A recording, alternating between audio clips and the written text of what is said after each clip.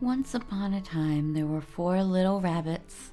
Their names were Flopsy, Mopsy, Cottontail, and Peter. They lived with their mother in a sandbank underneath the root of a big fir tree. "Now, my dears," said old Mrs. Rabbit one morning, "you may go into the fields or down the lane, but don't go into Mr. McGregor's garden.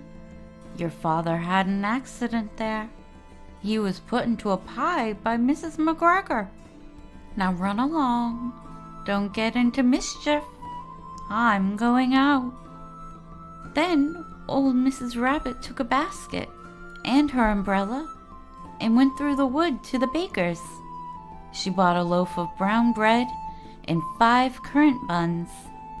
Flopsy, Mopsy, and Cottontail were good little bunnies, went down the lane to gather blackberries.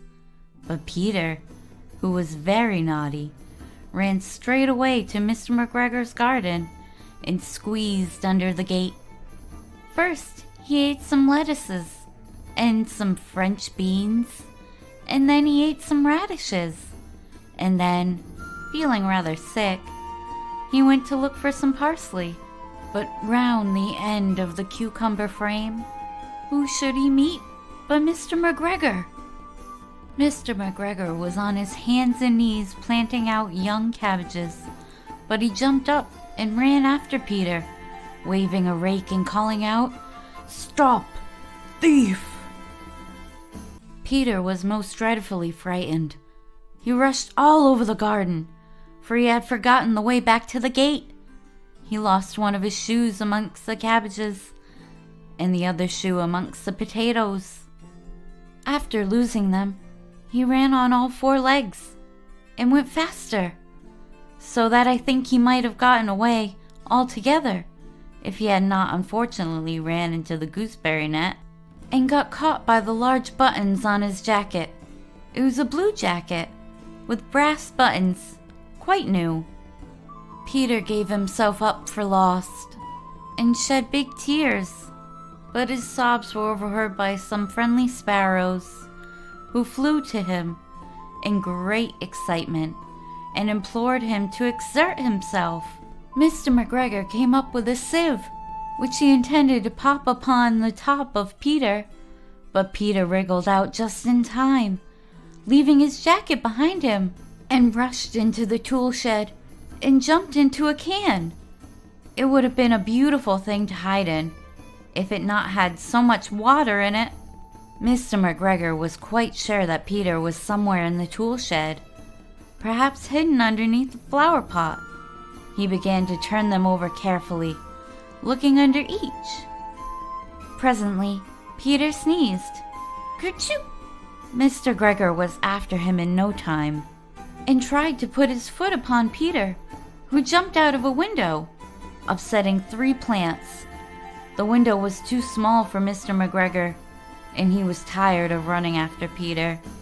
He went back to his work.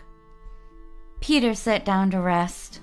He was out of breath and trembling with fright, and he had not the least idea of which way to go. Also, he was very damp with sitting in that can. After a time, he began to wander about, going lippity-lippity, not very fast, and looking all around. He found a door in the wall, but it was locked, and there was no room for a fat little rabbit to squeeze underneath. An old mouse was running in and out over the stone doorstep, carrying peas and beans to her family in the wood.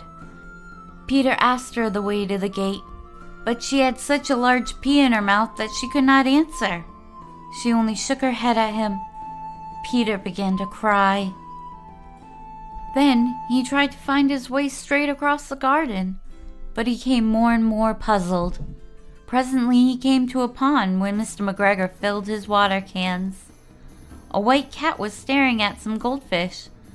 She sat very, very still, but now and then the tip of her tail twitched, as if it were alive.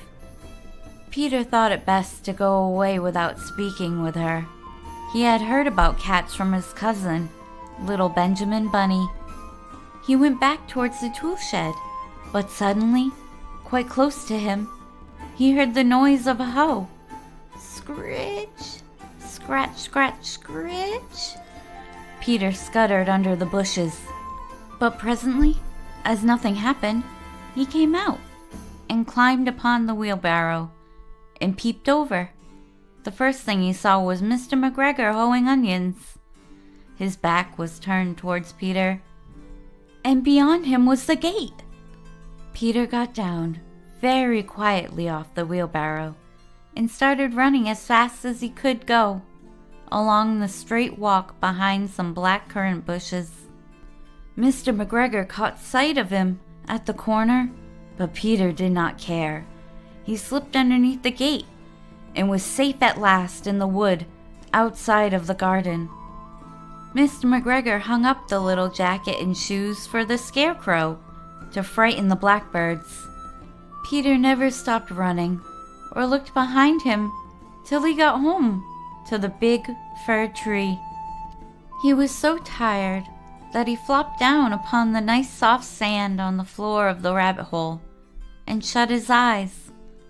His mother was busy cooking. She wondered what he had done with his clothes. It was the second little jacket and pair of shoes that Peter had lost in the fortnight. I am sorry to say that Peter was not very well during the evening. His mother put him to bed and made him some chamomile tea, and she gave a dose of it to Peter. 1 tablespoon to be taken at bedtime. But Flopsy, Mopsy, and Cottontail had bread and milk and blackberries for supper.